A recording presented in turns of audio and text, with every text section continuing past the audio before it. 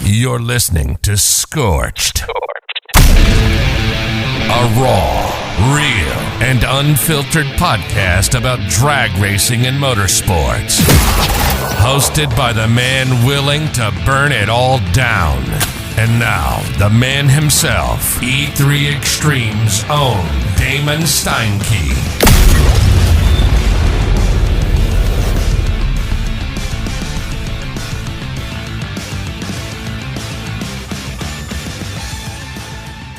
Okay, let's rock and roll.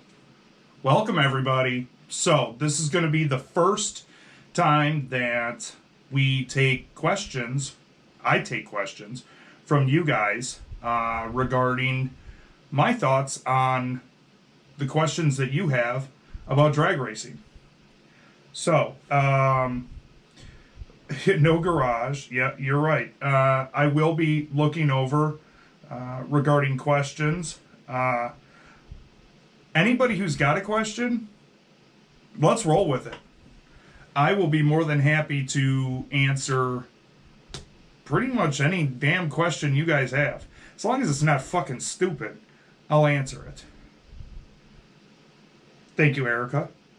So, if anybody has got a question, shoot them off. We're going to run for about an hour. Who killed radio versus the world? This has been a hot topic today. I've seen it on the internet. So let's get into it. I've been saying for a while now that class is dead. Some people wanted to disagree with me until I laid out the reasons why. I've got nothing against Donald. Do I think that the rules over the last 18 months have slowly killed the class off?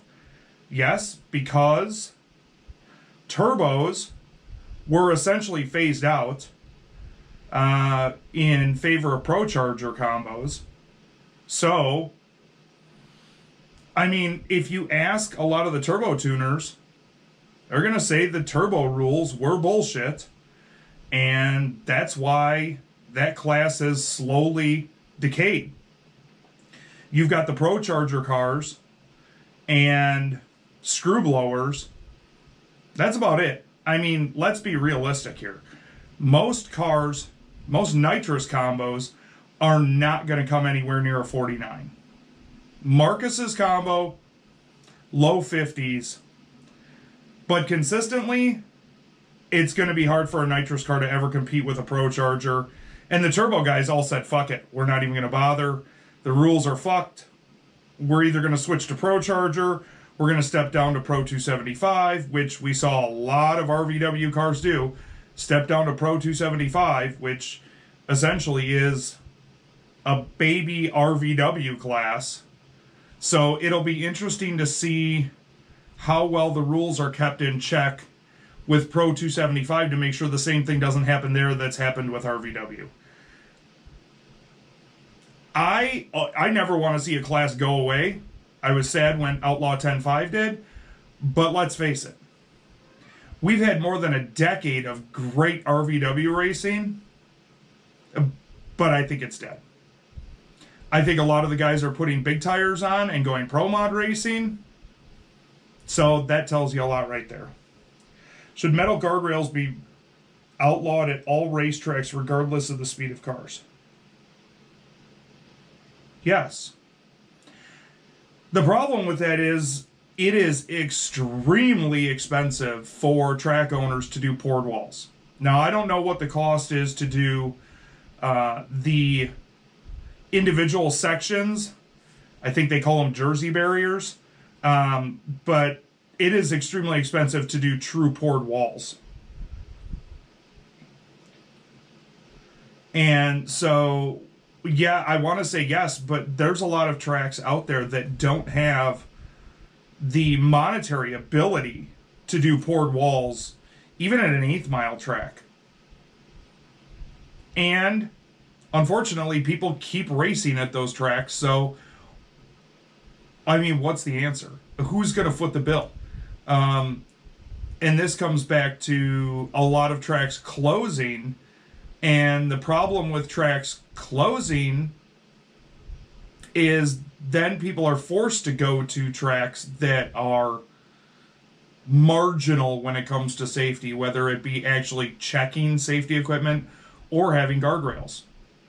And a lot of the onus of that falls on fans not showing up, shit like that. I mean, there's a whole slew of reasons that tracks close, and the real estate market has not helped drag racing because it is easier to sell your property, make a whole lot of money, because let's face it, if an insurance place comes in and offers you 4 to 5 times the tax assessed value of the property, you're probably going to sell it because it's going to be extremely difficult for you to ever make that type of money just having bracket races or heads up races once in a while. It's just not going to work. So that is the reason that you see tracks closing, because they are getting offered stupid money for real estate. I mean, wouldn't you? Let's say your house is worth $300,000 and somebody offers you $1.2 million. You going to keep it just on principle alone? Probably not. You're probably going to take the 1.2 and run. And that's kind of what's happening in the drag racing industry right now with commercial development and insurance auctions buying up all this land. Kevin asked, is NPK the new hot ticket for everyone to switch to? Why did I know that somebody was going to bring up NPK like right off the rip? My answer is no, but there's a reason for that, and it's not because of my dislike of NPK.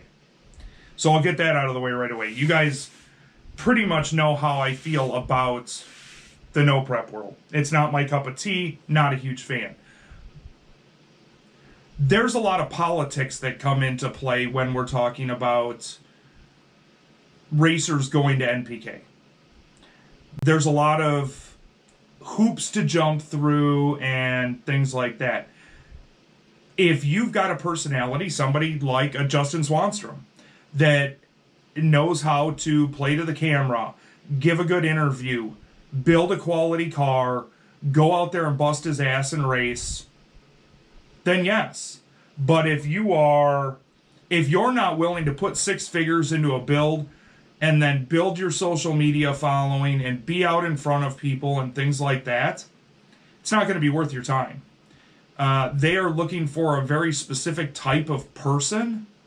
And when I say person, we're not necessarily talking about a racer. We're talking about people, because you are producing a television show. So the television show has to be engaging. The racing isn't the only thing that's going to be engaging for the casual fan that's watching TV. They need entertainment value. And I know that Mark brought this up earlier. A lot of people have forgotten that drag racing is in entertainment business. We are in the business of entertaining fans. No different than NASCAR, F1, Indy, monster trucks, World Rally, whatever it may be. It's the business of, yes, it's the business of motorsports, but it is also the business of entertainment. And so many people have so many outlets to spend their money that if you don't provide an entertainment value for them, your stands are going to be empty. If you overcharge, your stands are going to be empty. Look at No Prep Kings. They get a hell of a crowd, and there's a couple of reasons. One, a lot of those guys are really good with the fans. Like them or hate them, they're good with the fans. A lot of them are very approachable, and fans like that. They like being able to approach the people that they see on TV. So, do I think NPK is the future of drag racing? No, absolutely not. Because I do think that it is going to be a very select few people that end up on a program like that. Take the NFL draft or the NBA draft. Kind of the same thing. Only a select few are ever going to make it to that level of that genre of drag racing. So, no, I don't think that it is going to be the future for drag racing as a whole. I still think bracket racing is the foundation of our sport. It gets very little credit from the media or anybody else because a lot of people think it's boring. But the simple fact is, it is really the foundation in which a lot of tracks are even able to stay open. So let's not forget about drag racing. But no, I don't think that No Prep Kings or No Prep in general is where you're going to see a lot of people, because a lot of people won't put up with the bullshit of traveling from fucking Virginia all the way to Idaho in 3 days. You've got to be super committed. If you've got a business or a job, it's going to be extremely difficult to even be able to pull that off. I know I've talked to a lot of drivers that are not thrilled with the schedule. I understand, but again, they're making that choice with the opportunity. It's going to become unsustainable to race. Yeah, the more, and Mark brings up a good point here. The more the money comes into, it, the more it's going to become extremely difficult for the smaller teams in NPK to compete, whether that is somebody, I mean, remember, you're going to have to be competing against a Ryan Martin, a Justin Shearer, Cody Barker, Mike Murillo. And I'm not saying that they all have a ridiculous amount of money, but for now, they are spending their money to go race because of the exposure that it provides them. Not only the money that they have the opportunity to win, but the exposure that they get from it. Let's face it, if you're working with sponsors or trying to find sponsors, the objective is to get publicity for your sponsor, for your branding partner. They want you out in front of potential new customers. You are attempting to brand their product so that people could purchase it. TV is a great way of doing that. NPK has got a huge fan base. Street Outlaws has a huge fan base. So it makes sense. And again, there are some people who think that NPK is the worst thing in the world. There are some people who just don't care. And there are some people that think it's the greatest thing since fucking sliced bread. I'm neither here nor there about it. I mean, it's not my cup of tea. I'm friends with some of the drivers that do race in it, and I understand why they race in it. Because there's a lot more money to be won there. And the fringe benefits are a lot better than most other heads-up series. Pinks and Pinks All Out was a huge draw for a while, and then it blew up. Yeah, that's true. Need to focus. Brennan says we need to focus on quality burnouts. Brennan is 100% correct, and I will tell you why Brennan is 100% correct. It comes back to what I was talking about a couple of minutes ago, and that is the entertainment value. Tristan asked if RVW was dead. We actually talked about that at the top of the show. So if you didn't see it, didn't hear it, you'll have to wait until the podcast drops and you'll be able to watch all of it. But yeah, Brendan has got a very good point. Long, smoky burnouts, as some announcers would say. It's entertainment value. It brings people to their feet. They love those 8th mile burnouts. That's what makes drag racing great. These huge smoky burnouts and the smell and the sound. I mean, what's better? Honestly, I can't think of much. And I know I'm a little biased, obviously, because I've been around drag racing for more than 30 years, but still. Did Kai make like 300 in shirt sales in a year? Kevin asked. I don't know what Kai's financials are like, but I do know, talking to some of the other drivers that participate in NPK and Street Outlaws, when they go to local small tracks like a Brainerd or any of these smaller tracks in the South, they can make a hefty profit on selling their merch in one night. I have seen even at bigger races where they'll sell as much merch in a weekend monetarily as damn near what I make in a year. So yeah, they definitely do have the opportunity to make a lot of money in merch. One of the issues that I've seen over the last year or so is what I would call they saturate the market, though. That's the problem. So when you see some of the TV guys travel from track to track to track to get appearances, the problem is they're not stretching out the distance between the tracks that they're visiting. So I saw this in Tennessee last year. I think some of the guys visited like 3 or 4 tracks all within a couple hours of each other. Well, it's unless you are dedicated to your home track, you may have gone to one of those other tracks to see him, and your home track is going to suffer because of it. So it takes what's special about it, it takes that out of the equation because you're oversaturating the market.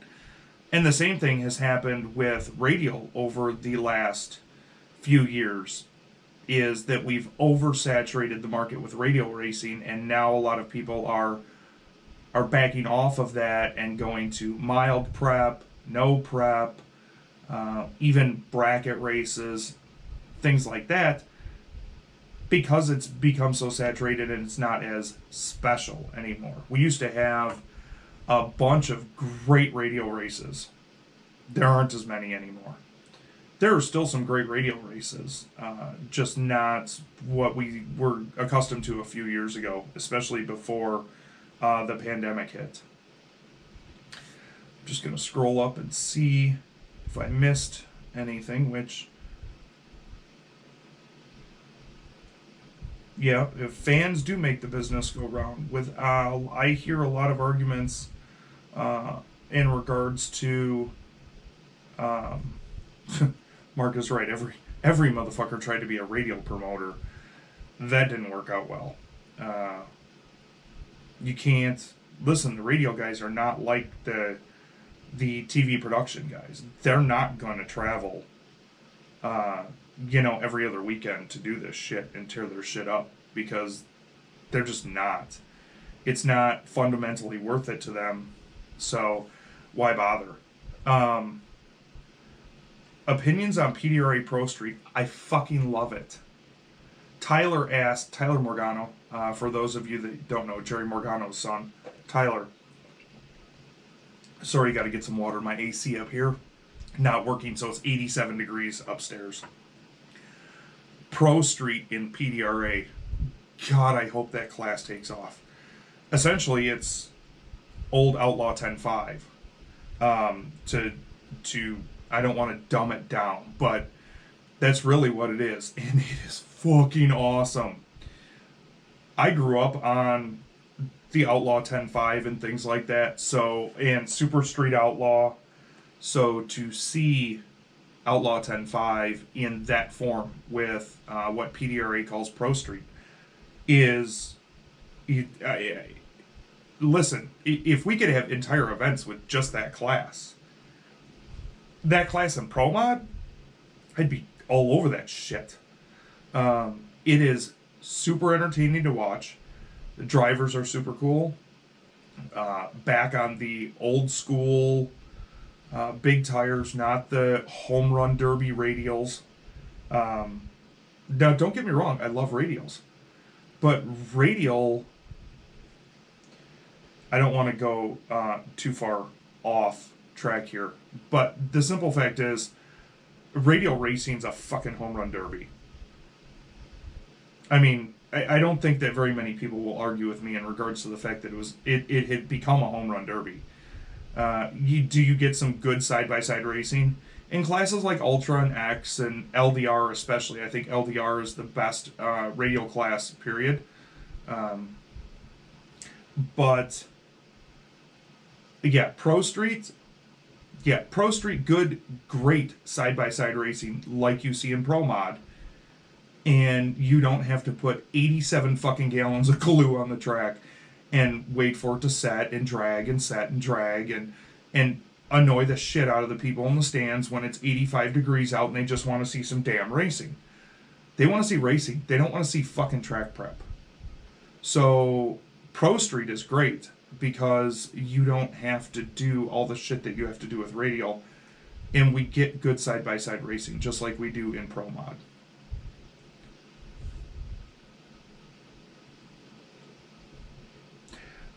Let's see. David asked, what do you think about all the guys starting YouTube channels? Do you think they see the TV show fading away? No. So I've worked with a lot of companies in the past, and YouTube is just another outlet to create content and get your name out there, help get your branding partners' names out there, build a following, and the simple fact is you can make a lot of fucking money on YouTube. Our podcasts go on YouTube.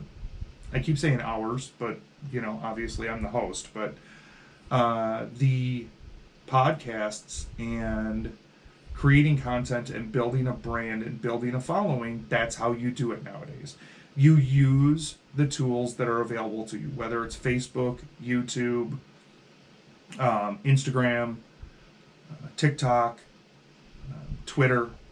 I don't know many drag racers that are on Twitter except for NHRA guys, solely because Twitter is kind of pointless for our industry.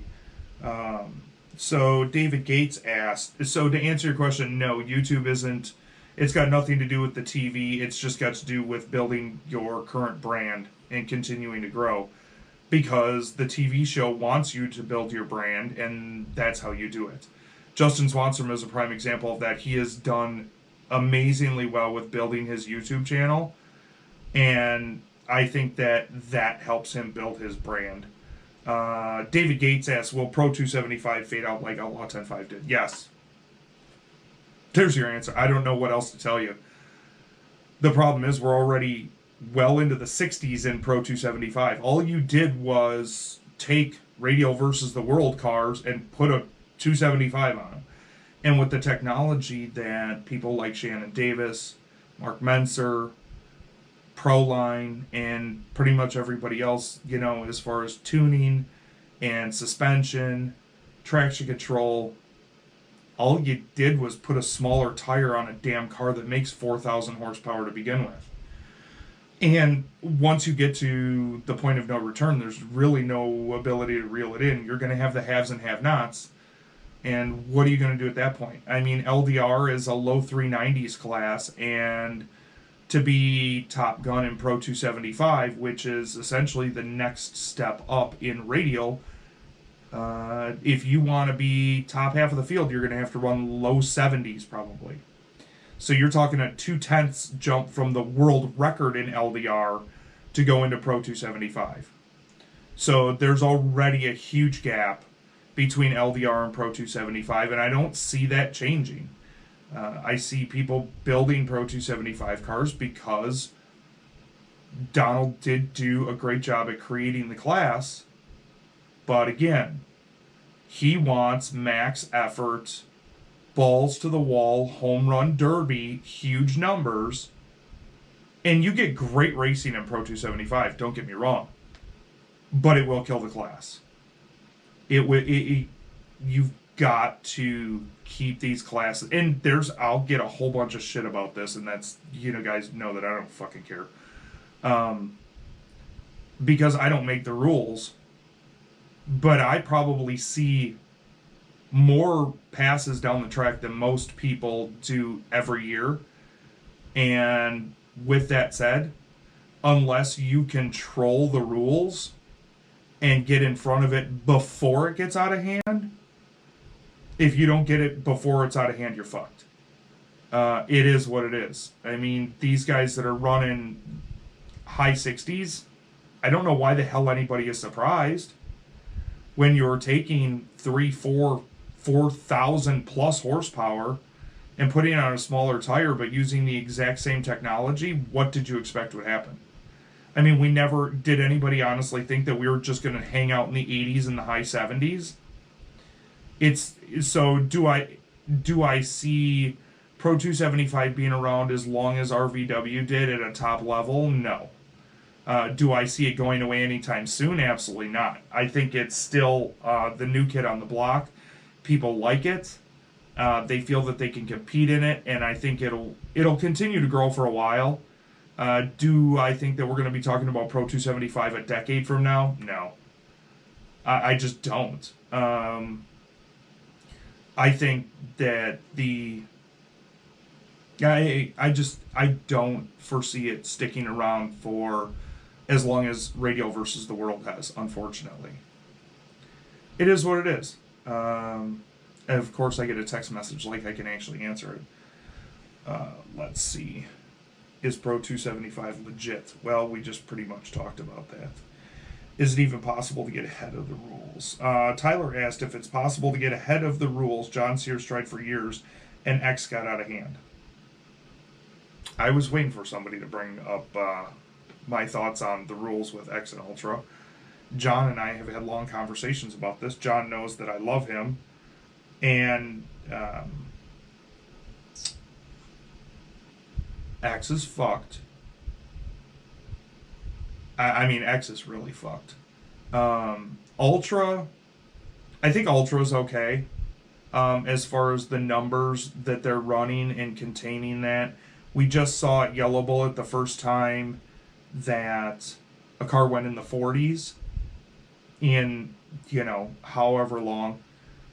Realistically, we were in the mid 50s and low 50s last year. So the progression to, Ronnie Rhodes ran a 50 last year, I believe it was, at Cecil. And then we saw a 49 out of another car at Cecil again. So, but I think X is fucked. Unless you, and the problem is, and this isn't because of John. When I say the class is fucked, it's definitely not because of John. It's because if you did a black and white rules book for that class, it would be this damn thick. You can't do it. So every time that there's not a black and white rule, everybody is going to play in that gray area. Because if it doesn't say that it's not legal, they're going to assume that it's legal. Do I think that we need to slow that class down? I don't know how we do it at this point. So the problem with it, Ultra is in a lot better shape than X is right now. And the reason that I say that is because I think you don't have as many of the haves and have-nots in Ultra as you do X. I think people are willing, I think low 60s to mid 60s cars are willing to show up every weekend and still try to compete. With X cars, you've essentially alienated most of the people out west and in Texas, with the exception of Shane Heckel, that, you could be a low 30s X275 car, which 10 years ago, we were looking at 440s in Radio versus the World. And now we're looking at 14s in X275, and let's face it, some of these guys could probably run 4.0s. So why would you, if you're a mid 430s to low 440s X275 car, why would you drive 15 hours to compete in X275? When you're going to have Rob and Ron Rhodes and a handful of other cars that are going to be either in the teens or, I don't know, 20 or 21. It's X is great because there's so many different combinations, but that's also what screws it, is because there's so many different combinations that it's extremely difficult to police. I mean, I look at before Dom DiDonato put up just stupid mile-an-hour numbers. I was looking at Gary White's numbers a year or two ago when Gary White and the Titan Supra would come out, and everybody else was running, I don't know, 166, 167, and then all of a sudden Gary would drop like 174. It's a clutch car, it's a V6, but it freight trains the back half like there's no tomorrow. Yeah. That is the one good thing about Pro 275. There was some joking around in the comments in regards to turbos being able to compete in Pro 275. Mark Benston proved at Yellow Bullet that turbos can certainly compete in Pro 275 and get the job done. I'm sorry, a straight 6, not a V6. But nonetheless, going back to the X275 stuff, I always said once it gets into the 14s, this class is fucked. I'm just looking at, let's see. Classes are growing on an exponential level due to technology. No, Josh Ledford brings up a good point. The technology has dramatically grown in the last 10 years, and the tuning abilities have exponentially grown. Whether it's Josh or Steve, Jamie, Jeffrey Barker, so many amazing tuners out there. But at the same time, you can have all the technology in the world. If you limit the rules, you limit technology, but does that make for better racing? It's 6 of one, half a dozen of another. So that's a tough call, because we want to see great racing, but we also want to continue to progress. Do I think that we could see 4.0s in X275? I think there's cars out there that can run 4.0s, but I hope to God that we don't see it. Tech breeds tech. New tech induces even newer tech. Well, and Josh is right. It's a constant push forward when we're talking about tech. Small things. And just so you guys know, I will be having Josh on for an entire podcast interview at some point, sooner than later. But he's right. Technology in our sport continues to increase. But with that said, technology in F1 has increased tenfold over the last 20 years also, but they're still competitive and nobody is driving away from each other.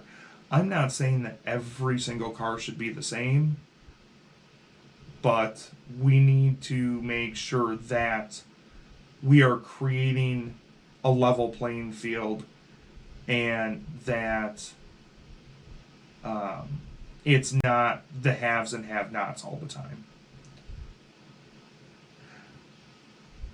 Yes, my friend Joe, yes, you will in fact be a guest. 4.0s and 275 this year or next without rule changes. And John does his best, but again, it comes down to technology. Yeah, it didn't. They've tried to slow some of these cars down, and it just didn't work. Somebody did ask me earlier, Brennan, my buddy Brennan from Canada, how will EPA fines affect drag racing, or do you think it'll just stay diesel? This is actually really interesting. I had a conversation with somebody at one of the extremely large parts manufacturer companies within our industry about a month or two ago, and we were actually talking about the EPA and diesel. Well, you know what? I love diesels, and I love diesel racing, and I love diesel trucks. They fuck themselves. And I'll tell you exactly how they fuck themselves. You don't create attention and unwanted attention on your industry and then fucking cry about the fact that the EPA wants to shut you down. So you saw all these idiots for a couple of years out there talking about rolling coal, and they've got these 6-inch fucking stacks on their truck, and they're driving down the street looking like idiots, acting like douchebags, and then they wonder why it is that the government gets on their ass. Well, guess what? You created the problem. When you create your own problem and act like a fucking 12-year-old entitled dick nugget, this is the kind of shit that happens. You're driving down Main Street and you think it's cool to roll coal for 200 feet in the middle of a busy downtown area and then wonder why the fuck people get pissed off about it. You have nobody, the diesel industry has nobody to blame but themselves. They brought that ridiculously terrible attention on themselves, and then they wanted to cry about it. So, no, drag racing, I don't think will ever have the same problem as the diesel industry, because I don't think that a lot of people look at. I'm sorry, I'm playing with my mic way too much tonight. That sounded terrible too. I don't think that a lot of people look at drag racing the same way they look at the diesel industry. They look at diesel as raw coal, and they look at diesel as dirty. I don't think they view drag racing in that manner. I think they view drag racing as something that isn't necessarily a necessity. What they fail to fucking realize is the amount of money in our industry, whether it's the creation of jobs, products, etc., all the way down the line. But again, the diesel, in West Clapp made an interesting, we all have a little redneck in us. I agree.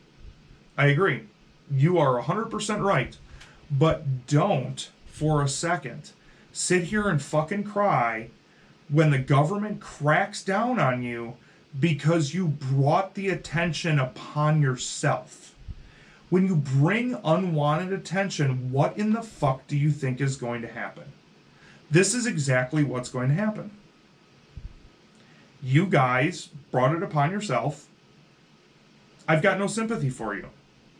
I love you, but I've got no sympathy for you. Yeah, and Mark brings up a good point. The same with street racing. All fun and games until you kill a minivan full of kids. And you put a black mark on the entire industry. But you know what? Those people that do that shit, they don't care. Because they don't look at the big picture. So many people do not look at the big picture when it comes to drag racing or the motorsports industry. They look at them. They look at themselves. Oh, I just want to go out and have some fun, whatever it may be. And they don't look at the repercussions that street racing, and I'm not talking about street outlaws. I'm talking about these idiots that shut down interstates and do donuts in the middle of an interstate. Well, guess what? All of that shit is bad publicity for the motorsports industry. You understand that? Bad publicity for the motorsports industry. So if you choose to go street racing and you are fucking dumb and crash into somebody else and kill them, I've got no sympathy for you. You should serve prison time, an extremely long time, and you should issue a fucking apology to the entire motorsports industry for being stupid. Now, I will say, with that, what I will say is the media outside of our industry is stupid, to say the least. The mainstream media, whether it's your local news or national news, seems to think that drag racing includes any display of speed on a street as well. They don't understand that there's a difference between street racing and drag racing because they're uneducated, and they don't care because Click, click, click. That's all they want. They want people to go to their website. They want people to watch their broadcast, whatever it may be. So that has been enough. I've sent numerous emails to local outlets, whether it's here in Chattanooga, Atlanta, etc., in regards to the fact that they need to properly understand the difference between street racing and drag racing. Drag racing is something that we do in a controlled environment. Street racing is fucking stupid. Don't get me wrong. I'll be the first to admit I used to street race. Used to do stoplight to stoplight. We had a couple of places in Madison where I grew up, out on Lean Road, and there was another place, a business park off of Stoughton Road, down by the belt line, that we used to go race. Never would we race with any other cars around. You had somebody at the end, somebody at the beginning. You made sure everything was clear. Was it safe? No. Was it stupid? Yes. But if you turn around and bring a black eye onto the motorsports industry for acting dumb, you should just piss off. Just looking through the comments here. Do you think Cody Driver asks? Cody Driver asks, what do you think PX should join Midwest as? I'm assuming he's talking about Midwest as a different. Do I think Pro Extreme is dead? I hate to be the bearer of bad news, Cody. Pro Extreme is dead. I don't care what other organizations do. In my opinion, Pro Extreme is dead. I mean, you even look at somebody like an Adam Flamhawk, that it recently was talking about selling his Pro Mod, and because he's doing no prep stuff. So, do I think that it should essentially be? Do I essentially think that it is a viable opportunity? Fuck no. If it was so great before, which it was, when Frankie and a lot of those guys were running Pro Extreme, it was fucking amazing. But everything runs its course, and what you don't understand about drag racing is it's cyclical. So you will have these cycles and these waves up and down, whether it's radial racing, pro mod racing, small tire, slick tire racing, but you're going to have these ups and downs in these waves. Pro Extreme, would I love to see? Yes. Do I think it's a good idea? No. And do I think it's viable as a class for any series? No, not really. I don't foresee it as something that at this point would ever be viable again, unless you had just legitimate unlimited funds and wanted to start a series where you were doing run what you brung. But again, you're talking about money. The chassis and the power adders. I mean, you're going to have to pay. If you wanted to run Pro Extreme as a legitimate class, you would have to pay out stupid money. And when I'm talking about stupid money, I'm talking about 20 grand or more per race for win. And I still don't think you're going to get people to do it, because you are going to be beating the shit out of your equipment. And I mean, we saw when Daniel ran a 49 in RVW. I'm sorry, I love Daniel, but nobody gave a shit. Nobody fucking cared when we finally broke into the 40s in RVW. So, whatever. Heather was pointing out my little John Wick pop character. Apparently, I failed to mention that today is Monty Miko's birthday.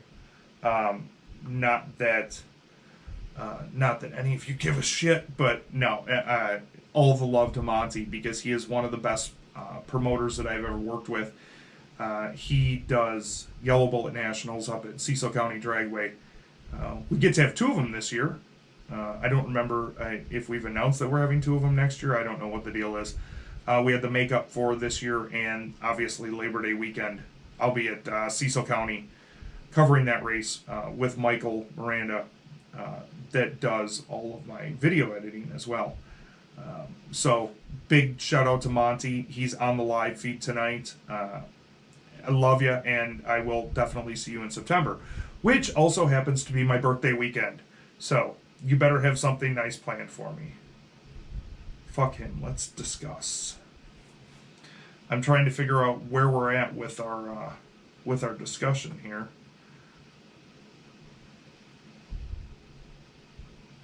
Just bear with me a second. Yeah, and Aaron is right. Pro Extreme would only come back if you were paying like 30 grand to win, and nobody is gonna do that. And nor do I blame them. I just don't think, from a content creator standpoint, street racing is leaps and bounds better than traditional drag racing when it comes to viewership. Michael brought that up. Listen, I don't disagree, and it's the I'll address that for a second. You want to know why that is? Because people like to see fucking train wrecks. It's the same reason people go to hockey matches. They go to see a fight. They go to NASCAR because they want to see a crash.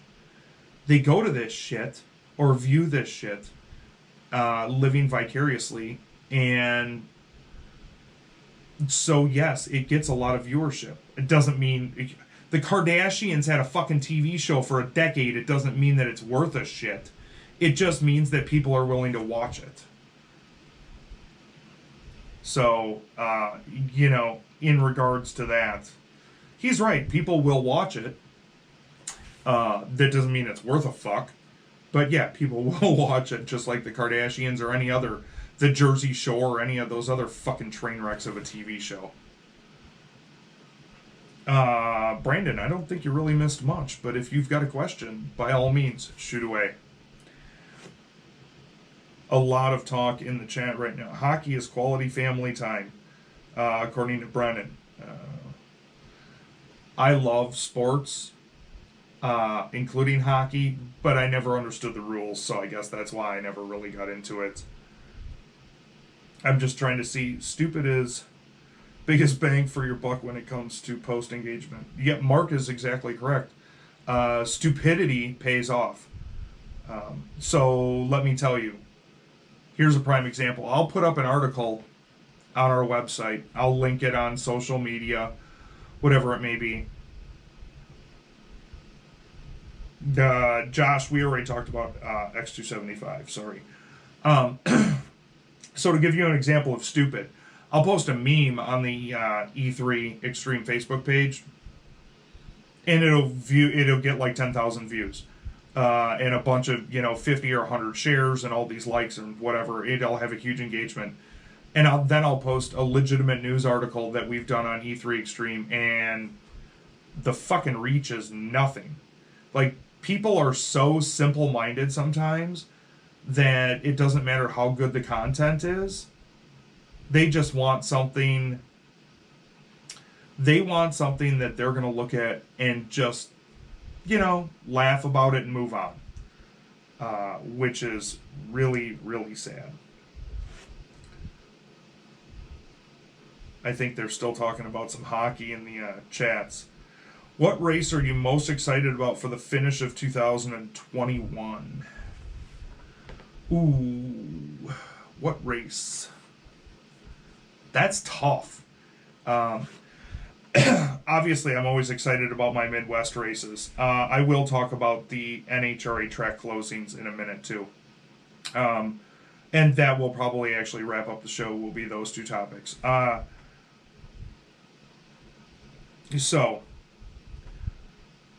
the races that I look forward to the rest of 2021, I can't pick one. I've got 3.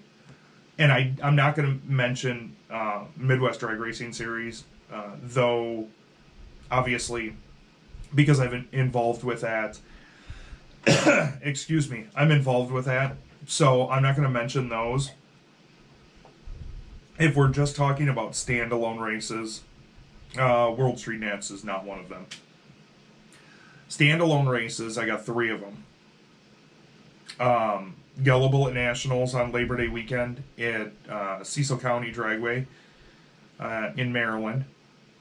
Shakedown in Virginia, which is a few weeks after that, at Virginia Motorsports Park. That's one that Tyler puts on, Monty puts on, Yellow Bullet. And the last one, honestly, is going to be Snowbirds. Snowbirds at Bradenton Motorsports Park. Victor is paying $50,000 guaranteed to win Pro Mod. Do you realize how many Pro Mods of top caliber are going to show up for that race? I would be shocked if we had less than 45 to 50 Pro Mods on the property.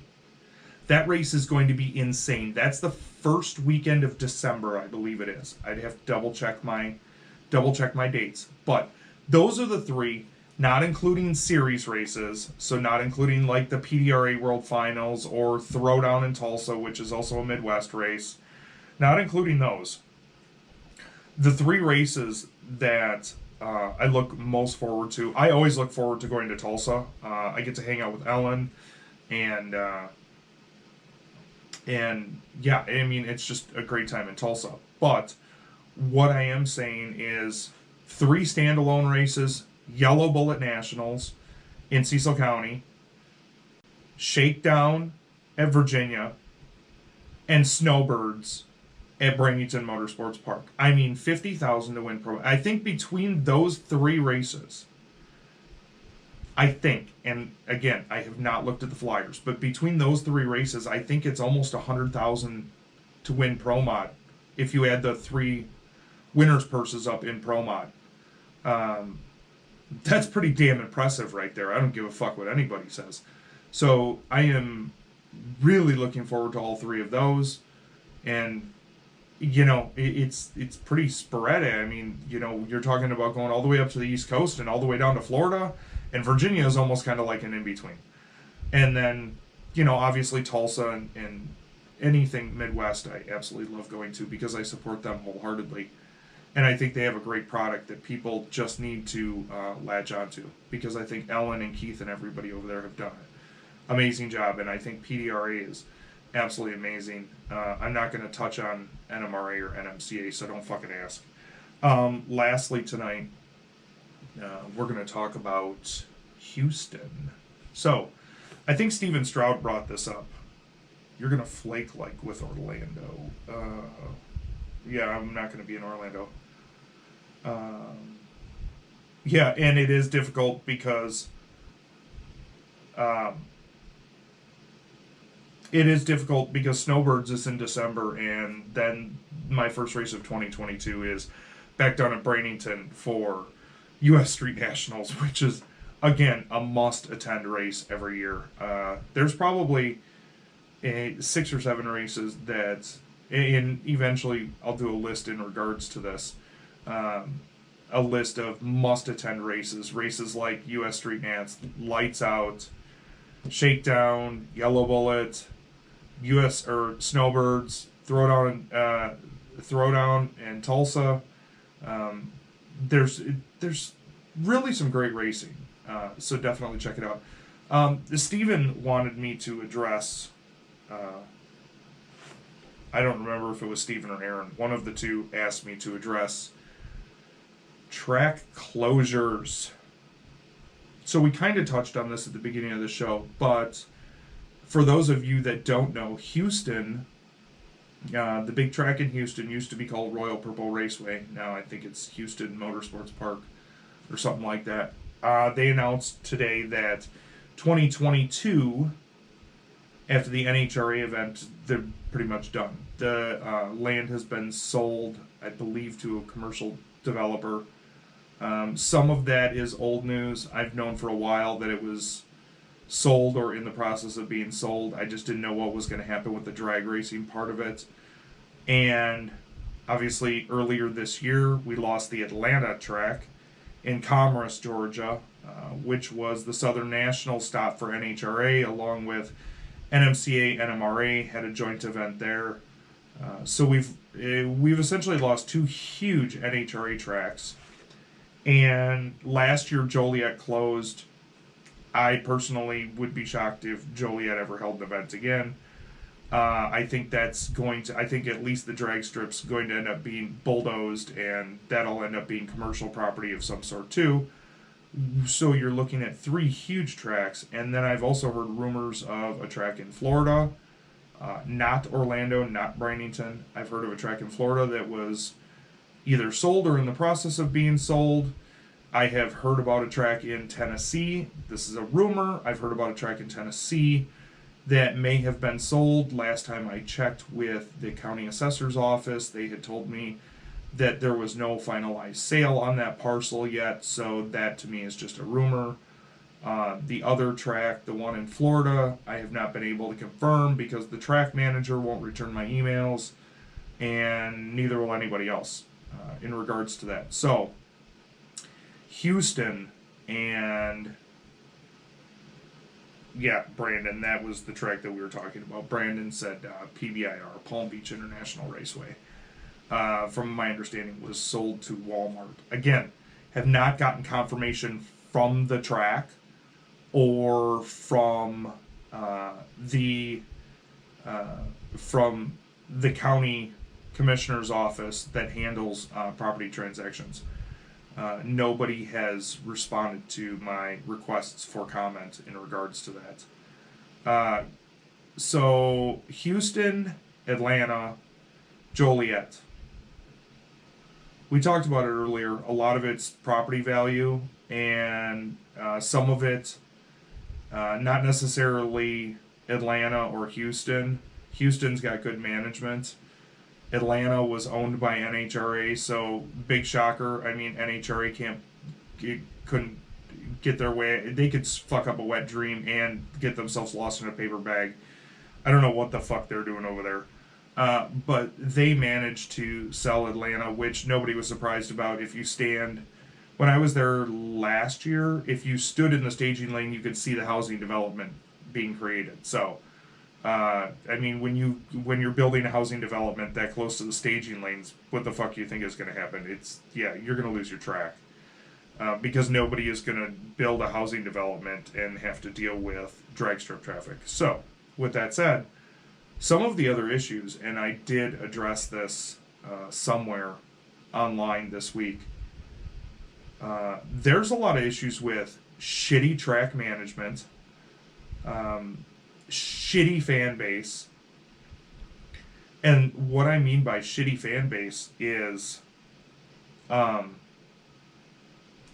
these fucking fans that go on and on about how much they love drag racing, but you never see their asses at the track. All they do is sit on social media and fucking run their mouths, and they never actually come out to the track. They don't support anything.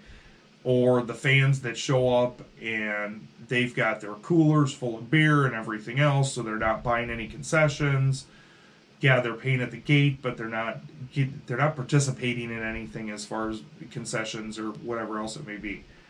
So you've got that, a lack of willingness to spend money on your product, and that again comes down to shitty management. If you are not willing to invest in your own product and you just want to pocket all the money and, do whatever you want to do with the money, go on vacations, buy fancy cars, whatever the fuck it is, don't expect your drag strip to stay open forever. I mean, it is what it is. I'm calling all of you out, any drag strip owner that's watching this or drag strip manager. Listen, if you're not willing, there's a reason that I did my list last week of my top 10 tracks in the country, and Bradenton Motorsports Park in Florida was number one. And one of the reasons is the owner, Victor, has great management in place when he brought in Wade. He's got great staff with Dave Lansbury and some other people that are working there. And he's a fucking great owner. There are not a whole lot of great track owners in our industry. There are some, but they don't want to spend the money and advertising, billboards, radio ads.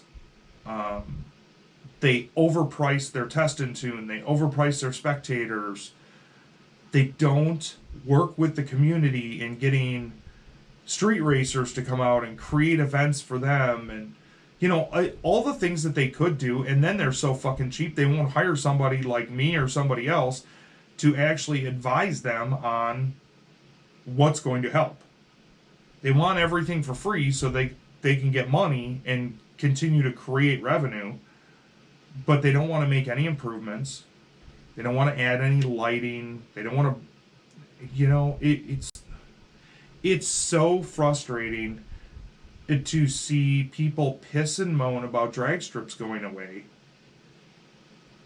when they had the opportunity to save them the whole time to begin with. Like, if you're sitting on your ass in your David Hilner, I'm not gonna address that. If you are sitting on your ass on the fucking couch because it's 80 degrees out or some shit like that, and there's a drag strip 20 minutes, 30 minutes from your house, and they're having an event, but you would rather sit your ass on the fucking couch, don't call yourself a drag racing fan. Don't call yourself a fan if you've got the opportunity to go to your local track and support your local track and you choose not to. If you choose not to, you are not a fan. So, I don't know what to tell you. A lot of this could be prevented. Obviously, larger scale places like a Houston, it's hard to turn down huge checks because you're not going to make that money holding drag races. So, yeah, some of them take the money and are like, I'm good with that. And communities are like, oh, yay, we get rid of drag racing. And I had this conversation with a track manager actually last night at about 11:30 at night. We were talking about this, and I said, you know what the problem is with selling a racetrack?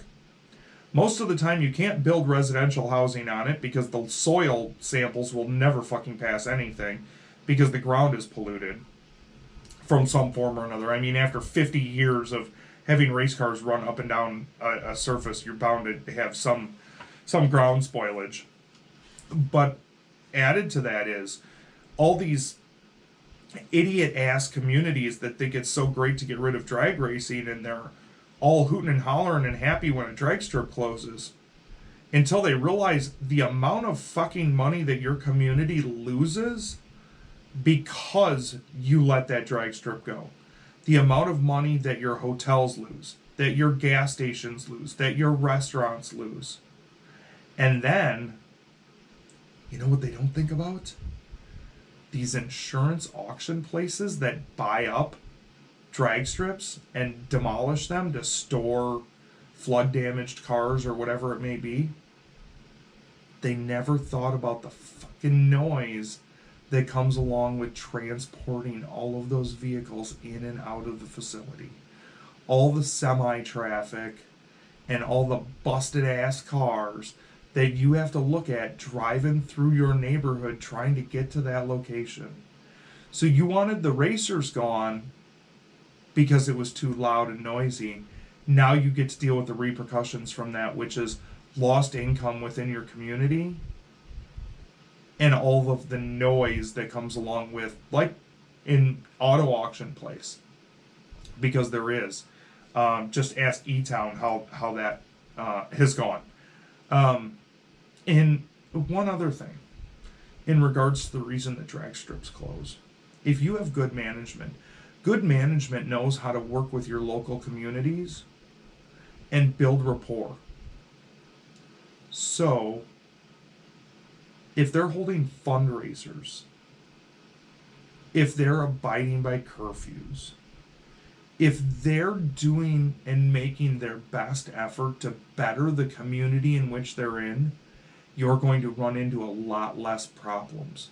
If you have kids coming out there and they want to bring their parents, or if you've got somebody in the community is having a problem and you decide to do a fundraiser, any of that type of stuff that you can do to engage the community is exactly what you need to do.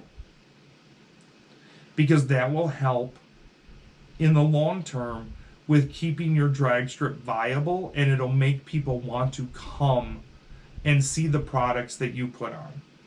Put on good products, treat the area that you're in as family, and they will make you feel a lot more welcome than you could possibly believe. It is all about working with the community that you're in so that the community doesn't want you gone. Because the moment the community wants you gone, they can cause all kinds of fucking problems. But I think if you guys have one more question, I'll take one more question before we log off of here. I've had a lot of fun doing this. I think we're going to do this a lot more, especially when I don't have a specific guest that I plan on interviewing. I think that we could definitely do some stuff like this. I'm just going to look back here for a moment and see if I missed any questions in regards to taxes. Yes. Supporting local tracks. I'm just trying to see if anybody else had any questions that we could address tonight. And by the way, guys, I really appreciate everybody being on tonight.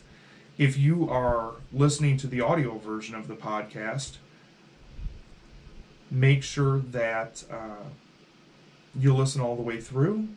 And I appreciate you guys sticking around, doing the Q&A. We will continue to, like I said, we'll continue to do this for as long as possible.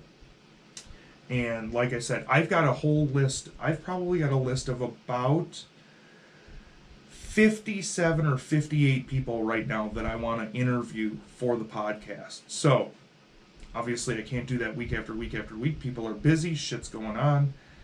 And I've got some stuff with Michael planned that we're going to do a Yellow Bullet as well. So, with that said, we are definitely going to have some great interviews, but I really like doing this interaction with you guys and talking to you guys about what I think and what I feel in regards to drag racing. Obviously, Scorched is a new podcast. I think you guys probably got a much better feeling from this episode in regards to what this will be about versus my intro podcast last week. So, with that said, it doesn't 57 or 56. Michael said 57 or 58 podcasts to edit. Fuck me. So, for those that don't know, Michael is actually doing all my editing, my video editing right now. I edit the audio form of the podcast. Michael edits the video portion of the podcast. So, yeah, he's gonna fucking hate me by the end of the year. But he is much better at that, and I know where my limitations are. So, I really appreciate everybody coming on here. We want to build Scorched into the best fucking podcast in regards to motorsports and drag racing, especially drag racing in the entire industry. We do not do the kitties and rainbows, as you can obviously tell. Yes, I do swear a lot. It is who I am. And yes, I am educated too, even though that I swear. As some of you can see, I do have my master's degree. So it's not like I'm stupid. That's the way that I talk. So, like I said, I appreciate everybody being involved this week. And make sure that you are subscribing on YouTube. And podcasts, with the exception of Apple and Pandora right now, are available. They're available on all your other streaming podcast services, as well as the E3 Extreme website itself. So, with that said, make sure that you are checking out e3extreme.com for news, editorial, and event coverage, and everything in between. Make sure that you are checking out and subscribing to the YouTube channel. Get your notifications there. We're going to try to do these every week. Sometimes we'll do interviews. Sometimes we'll do Q&A. Just all depends on what I have planned. With that said, this has been another episode of Scorched. I appreciate all of you guys. Take care and have a wonderful weekend. You've been listening to Scorched. Raw, real, and unfiltered. Join us next time when Damon scorches it all again to find previous episodes, news, commentary, and event coverage. Head to E3 Extreme. There is no one better.